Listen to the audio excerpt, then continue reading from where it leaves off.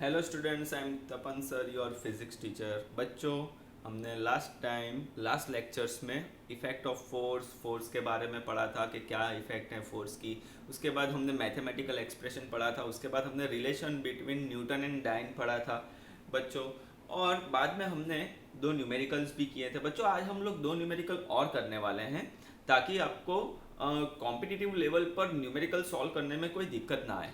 Okay बच्चों, सो हमारा chapter force, उसमें आज न्यूमेरिकल करेंगे हम लोग दो। ओके, चलो न्यूमेरिकल मैं क्वेश्चन लिख देता हूँ बच्चों, आप खुद से भी ट्राई करना। A force of 15 Newton acts on a body. A force question, a force of 15 Newton acts on a body of mass 5 kg. Okay, mass 5 kg. Okay, find the acceleration of the body. Find acceleration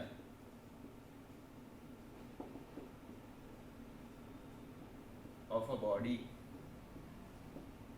okay बच्चों, हमें force दिया गया है, हमें मास दिया है। याद करो फॉर्मूला। ओके, वीडियो को पॉज करके आप खुद से भी सॉल्व करने की कोशिश कीजिए बच्चों। हमारा फॉर्मूला था फादर इज इक्वल टू माँ। फादर इज इक्वल टू माँ। बच्चों सबसे पहले तो हम लोग गिवन डेटा बनाते हैं। फोर्स हमें कितना दिया गया है? Force is equal to 15 newton. Nice. दूसरा क्या दिया हुआ है? 5 न्यूटन। ओके, अरे 5 केजी मास दिया गया है बॉडी का। सो m इक्वल्स टू 5 केजी। हमें क्या फाइंड आउट करना है? हमें एक्सेलरेशन फाइंड आउट करना है। तो a equals to question mark. बच्चों हम लोग फिगर ड्रॉ करके भी रिप्रेजेंट करते हैं ताकि आपको समझ में आए। कोई एक ऑब्जेक्ट है जिसे हमने एक प्लेन सरफेस पर रखा हुआ है। ओके, जिसका मास कितना है? 5 केजी है। उसके ऊपर कितना फोर्स लग रहा है? 15 न्यूटन जितना फोर्स लग रहा है। तो एक्सेलरेशन क्या प्रोड्यूस होगा वो हमें फाइंड आउट करना है। तो बच्चों अगर एक्सेलरेशन फाइंड आउट करना है तो क्या फॉर्मूला बन जाएगा? तो मैंने आपको एक ट्रिक बताई थी। सर्कल बनाओ, तपन सर का टी लिखो, एफ एम ए लिख दो। जो चीज हमें फाइंड आउट करनी है उसे छुपा दो। ए को छुपा दिया तो F upon M. So acceleration का फॉर्मूला क्या हो जाएगा बच्चों? A equals to F upon M. F की वैल्यू कितनी है बच्चों? 15 न्यूटन। चलो 15 न्यूटन। ओके, 15 अपॉन मास कितना है? 5 केजी। तो यहाँ पर 5 केजी लिख दिया। 5 3 जा 15, तो 3 आंसर आएगा।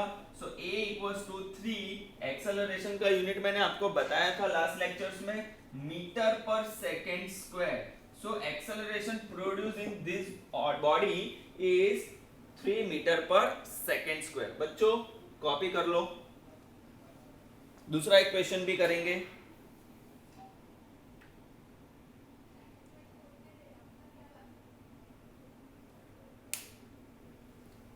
दूसरा भी एक क्वेश्चन करने जा रहे हैं हम लोग। उसमें थोड़ा हमें कन्वर्जन करना पड़ेगा यूनिट का।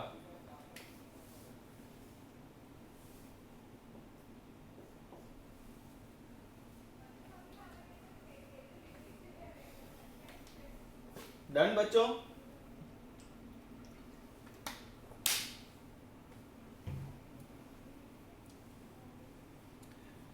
चलो सेकंड क्वेश्चन करते हैं। मैं क्वेश्चन लिख देता हूं। A force produces N acceleration of a force produces an acceleration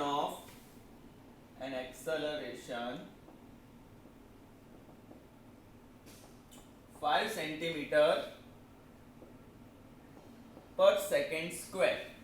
5 centimeter per second square in a body of mass 20 gram। in a body of mass 20 gram. Okay, क्या है question देख लेते हैं आगे। Then find out the force acting on a body in Newton। Then find out the force। Then find out the force acting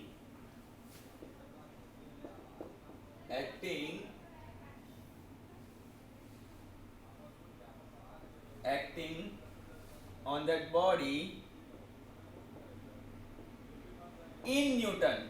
main चीज यही है बच्चों, इन न्यूटन, सबसे इंपॉर्टेंट यही है। ओके, तो सबसे पहले तो बच्चों जैसे हमने यहाँ पर डेटा बनाया ना, यहाँ पर भी डेटा बनाएंगे। सो गिवन डेटा क्या है, सॉल्यूशन खुद से करने की ट्राई कर सकते हो बच्चों, पॉज करके वीडियो को। सो सबसे पहले force produce an acceleration of 5 centimetre पर second square in a body of mass 20 gram. तो मास, पहले मैं एक ऑब्जेक्ट ड्रॉ कर लेता हूं जिसका मास कितना है, 20 ग्राम जितना है, जिसे हमने एक प्लेन सरफेस पर रखा हुआ है। 20 ग्राम का मास है कि फोर्स लगाने से हम लोग यहाँ पर फोर्स लगा रहे हैं, एक्सेलरेशन कितना प्रोड्यूस हो रहा है, सेंटीमीटर पर सेकंड स्क्वायर में, मतलब कि 5 सेंटीमीटर पर सेकंड स्क्वायर जितना एक्सेलरेशन प्रोड्यूस हो रहा है। तो हमने कितना फोर्स लगाया होगा वो फाइंड आउट करना है, वो भी न्यूटन में फाइंड आउट करना है। तो बच्चों अगर हमें न्यूटन में फाइंड आउट करना है तो हमें सबसे पहले 20 ग्राम को 20 इन टर्म्स ऑफ केजी में कन्वर्ट करना होगा और 5 सेंटीमीटर को मीटर के फॉर्म में कन्वर्ट करना होगा, क्योंकि सारे के सारे यूनिट्स कौन से होने चाहिए, ऐसा यूनिट होने चाहिए जो मैंने आपको बताया है लास्ट लेक्चर्स में। तो सबसे पहले हमें कितना क्या दिया है, मास इक्वल्स टू 20 ग्राम। ओके, तो 20 ग्राम को किलो में कन्वर्ट करना हो तो 20 डिवाइडेड बाय 1000 कर दूं मैं। ओके, जीरो कैंसिल हो जाएगा, so it will be 0.02 KG, 2 upon 100 मतलब 0.02 केजी। तो मास को हमने केजी में कन्वर्ट कर लिया। Same we have acceleration, a is equal to 5 centimetre पर सेकंड स्क्वायर। बच्चों यहाँ पर एक्सेलरेशन मीटर पर सेकंड स्क्वायर में था, यहाँ पर सेंटीमीटर पर सेकंड स्क्वायर में था, और उसका ऐसा यूनिट एक्चुअली मीटर पर सेकंड स्क्वायर ही है।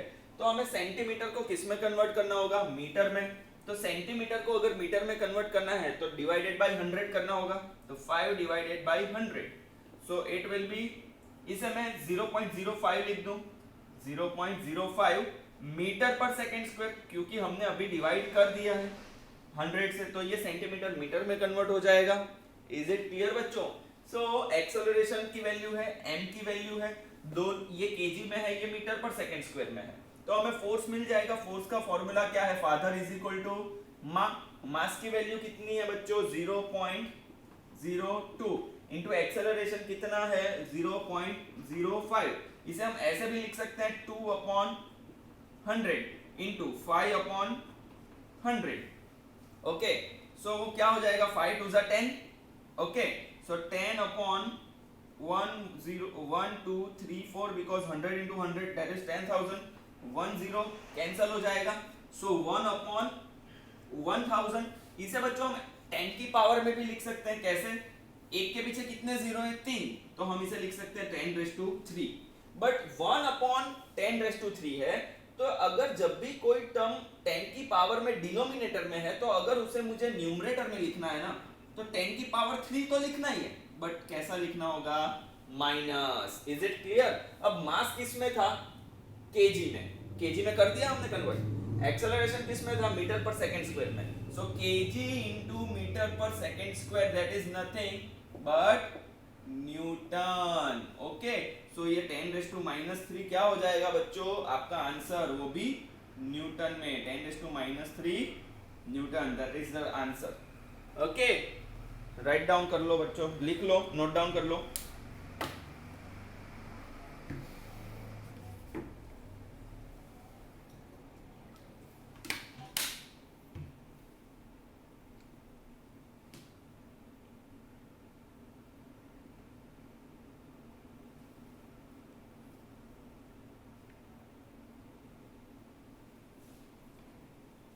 चलो बच्चों, अब हम पढ़ने जा रहे हैं टाइप्स ऑफ फोर्स के बारे में।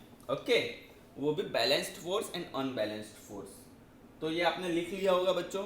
ओके, मैं मिटा देता हूं। चलो,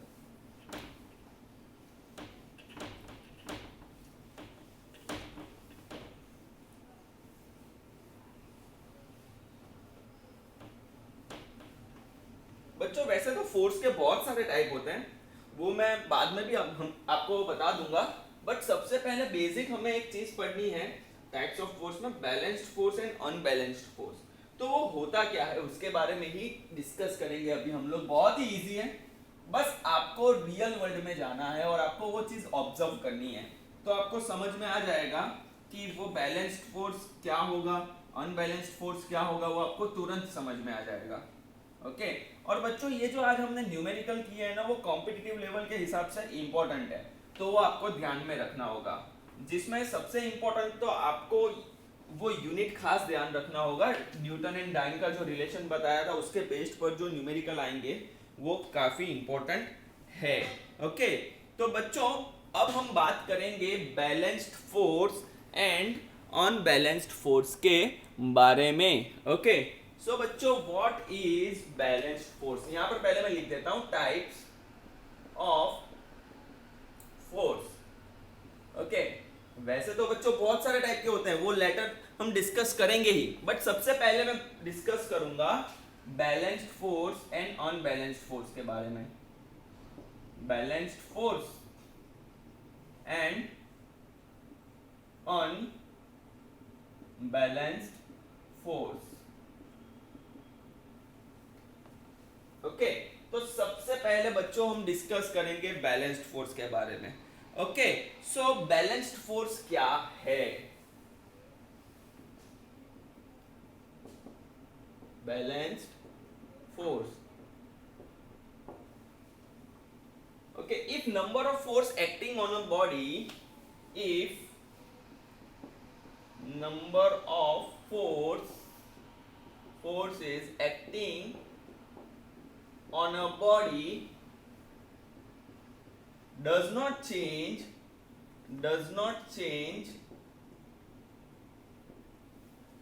if number of forces acting on a body does not change its state of rest,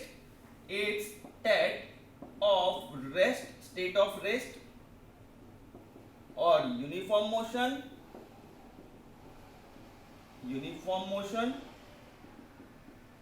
or direction, then we can say that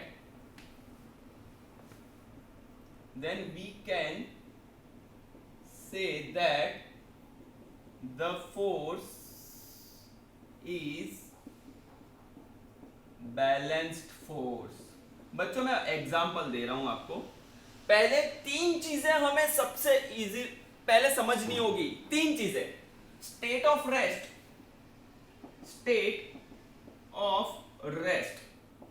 second है यूनिफॉर्म मोशन एंड थर्ड है बच्चों direction.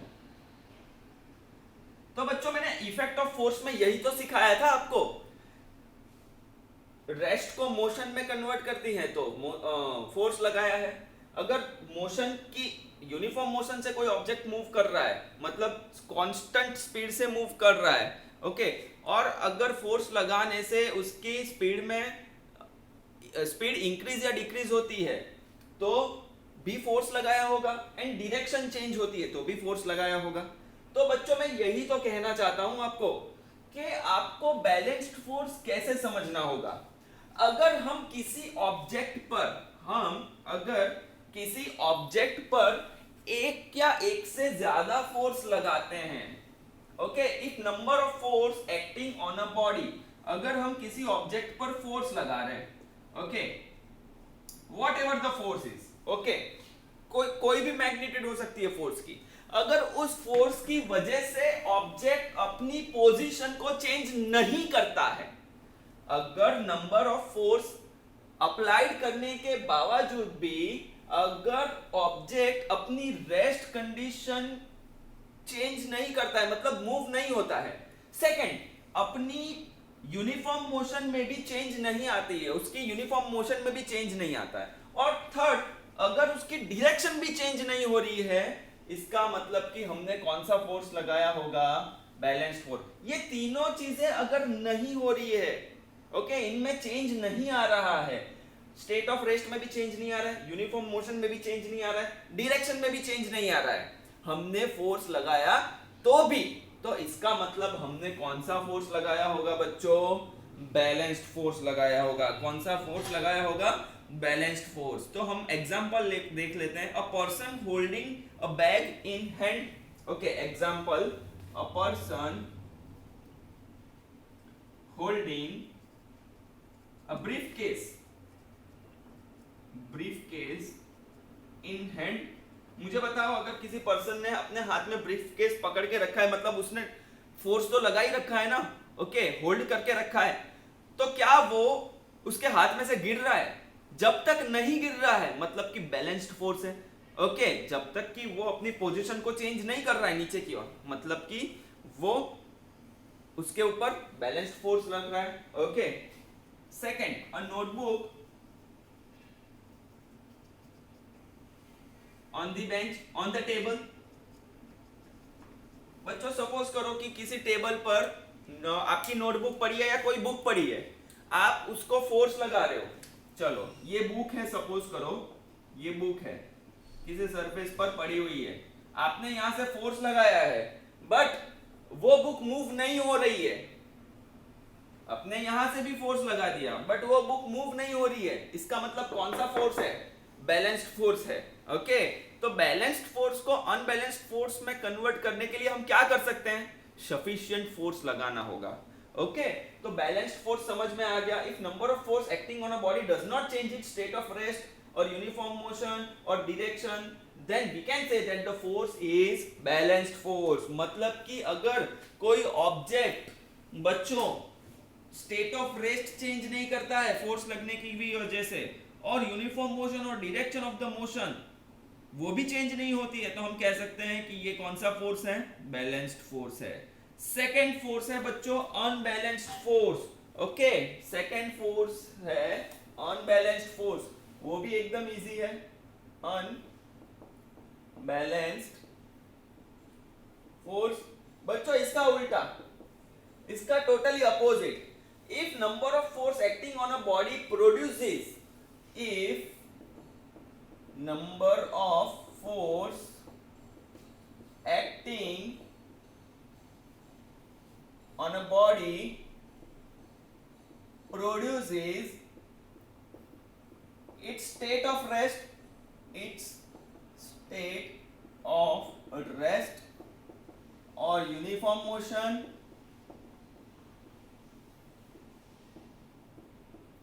or direction, then we can say that the force is unbalanced force। The force is unbalanced force। बच्चों एकदम simple है यार, देखो यार, समझो यार, कोई एक ऑब्जेक्ट पड़ा हुआ है, यहां पर आपने नंबर ऑफ फोर्स लगाए, किसी सरफेस पर पड़ा हुआ है, समझो सपोज करो कि बुक ही पड़ी हुई है। अगर आपने फोर्स लगाया और अगर वो बुक अपनी पोजीशन को चेंज करके आगे जाती है, इसका मतलब कौन सा फोर्स होगा? अनबैलेंस्ड फोर्स होगा। कौन सा होगा? अनबैलेंस्ड फोर्स होगा। दूसरी बात, स्टेट ऑफ रेस्ट चेंज हुआ, मतलब कि बुक मूव हुई फोर्स लगने की वजह से, अनबैलेंस्ड फोर्स। अच्छा, अगर मैं 1 मिनट में 10 स्टेप्स चल रहा हूं, 1 मिनट में 10 स्टेप्स चल पा रहा हूं, पर किसी ने मुझे फोर्स लगाया और मैं 1 मिनट में 13 स्टेप्स चलने लगा, तो मेरी मोशन में भी तो चेंज आया ना। तो कौन सा फोर्स लगा होगा वो बच्चों? अनबैलेंस्ड फोर्स लगा होगा। और अगर समझो कि मैं ऐसे मूव हो रहा हूं और किसी ने फोर्स लगाया और मेरी डायरेक्शन चेंज हो गई, तो भी वो कौन सा फोर्स होगा बच्चों? अनबैलेंस्ड फोर्स होगा। तो आपको balanced force and unbalanced force बच्चों समझ में आ गया होगा। Example, okay, a stone dropped. Okay, अगर कोई स्टोन, चलो ये मार्कर है मेरे हाथ में अभी, ओके, रेस्ट कंडीशन में, जैसे ही मैं इसे छोड़ देता हूं वो मूव हो जाती है। कौन सा force? Unbalanced force. Is it clear बच्चों? तो आज हमने दो न्यूमेरिकल किए, types of force, balanced force and unbalanced force के बारे में पढ़ा। एक और फोर्स पढ़ने जा रहे हैं जिसे हम कहते हैं बच्चों रिजल्टेंट फोर्स। क्या कहेंगे बच्चों? Resultant force. एकदम इजी है, कंसेप्ट समझना जरूरी है और कुछ भी नहीं है। ओके, समझ लेते हैं कि रिजल्टेंट फोर्स क्या है। ओके बच्चों, फिजिक्स ऐसी चीज है ना जो रियल वर्ल्ड है। बच्चों, हम चलते हैं, हम बैठ जाते हैं, या हम कुछ भी करते हैं, उसमें फिजिक्स है बच्चों। ओके, मैं आपको लेटर ऑन समझाऊंगा कि फिजिक्स के जो चैप्टर हैं वो हमारे रियल वर्ल्ड के साथ कितने मैच करते हैं। Everything is physics, physics is life. Okay बच्चों, तो फिजिक्स समझना बहुत जरूरी है। अभी हम समझेंगे रिजल्टेंट फोर्स के बारे में।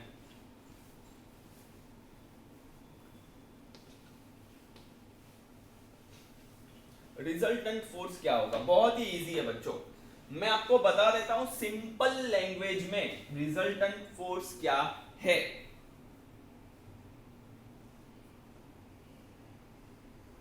If a number of force acting on a body, resultant force,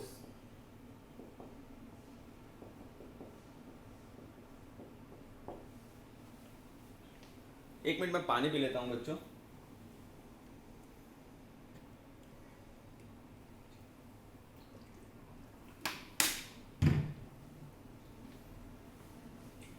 If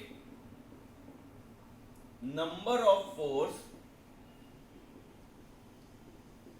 acting on a body, then a single force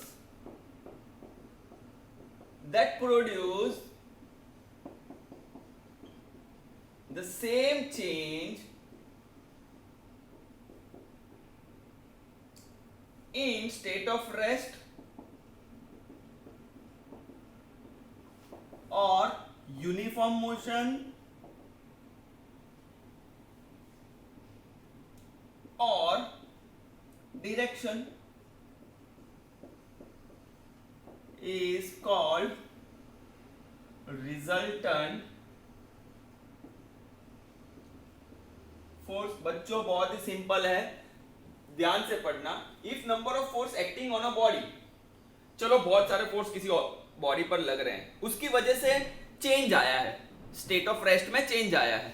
okay, तो अगर वो इतने सारे फोर्स की बजाय सिर्फ एक ही फोर्स लगाऊं जो सेम चेंज प्रोड्यूस करे।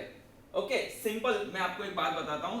सपोज करो कि ये ऑब्जेक्ट है, यहां पर मैंने फोर्स लगाया F1 एंड F2, तो वो F1 F2 लगने की वजह से जो चेंज इस ऑब्जेक्ट पर आता है, वही सेम चेंज सिर्फ एक फोर्स लगाने से आता हो। समझना बच्चों। ओके, यहां पर एक ऑब्जेक्ट है जिस पर मैं दो force F1 and F2 apply कर रहा हूं। उस फोर्स की वजह से जो चेंज आता है, कौन से चेंज आ सकते हैं? State of rest, uniform motion और डायरेक्शन में जो चेंज आ रहे हैं वही सेम चेंज अगर एक फोर्स की वजह से हो रहा हो, तो ये जो फोर्स है ना, इन दोनों का रिजल्टेंट फोर्स है। दो फोर्स की वजह से भी सेम चेंजेस आ रहे हैं, एक फोर्स की वजह से भी सेम चेंजेस आ रहे हैं, तो ये जो फोर्स है उसे हम कहेंगे रिजल्टेंट फोर्स कहेंगे बच्चों। क्या कहेंगे? Resultant force. इसका मतलब क्या हुआ? If a number of force acts on a body, then a single force that produces same change in the state of rest और motion is called resultant force. Is it clear बच्चों? इसमें दो तड़के मैं आपको बताता हूं। तड़का क्या है समझो। सपोज करो ये ऑब्जेक्ट है, ये हमारे पास एक ऑब्जेक्ट है। समझना बच्चों, बहुत ही बढ़िया कंसेप्ट है, बहुत ही बढ़िया। अगर किसी ऑब्जेक्ट पर दो या दो से ज्यादा फोर्सेस लग रहे हैं, चलो दो फोर्स लग रहे हैं F1 और दूसरा एक फोर्स लग रहा है F2, तो इस केस में रिजल्टेंट फोर्स क्या होगा? दोनों का समेशन होगा। If the number of force applied on the object are in same direction, then the resultant force is the summation of that both forces. So F is equal to resultant force क्या हो गया? F1 plus F2 हो जाएगा। अगर same direction है तो resultant forces का force को ऐड करना है। ओके, अगर सेम डायरेक्शन है, किसी ऑब्जेक्ट पर सेम डायरेक्शन में फोर्स लग रहा है, तो हमें रिजल्टेंट फोर्स क्या होगा, दोनों का समेशन होगा, दोनों को ऐड कर दो, वो आपका रिजल्टेंट फोर्स हो गया। बट अगर किसी ऑब्जेक्ट पर यहां पर F1 लग रहा है, ये ऑब्जेक्ट है हमारा, ओके, और ये F2 लग रहा है, बच्चों मुझे बताओ दोनों की डायरेक्शन कैसी है? F1 इस साइड लग रहा है, F2 इस साइड लग रहा है, तो रिजल्टेंट क्या होगा? F1 माइनस F2 और F2 माइनस F1। क्यों? अगर F1 बड़ा हुआ, F1 ज्यादा फोर्स लगा रहा होगा तो F1 माइनस F2, अगर F2 ज्यादा फोर्स लगा रहा होगा तो F2 minus F1। So if more than two forces acting on a body in the same direction, then add the force, resultant force will be the summation of all force. And if the force acting on the object is in opposite direction, then the resultant force will be difference of the forces, F1 minus F2, F2 minus F1, depending on the magnitude of the force. अगर F2 ज्यादा है तो F2 minus F1, F1 ज्यादा है तो F1 minus F2। तो बच्चों ये हुआ balanced force, unbalanced force and resultant force. Okay बच्चों, कोई भी डाउट हो तो आप मुझे कॉल कर सकते हो, मैसेज कर सकते हो। ओके बच्चों, थैंक यू।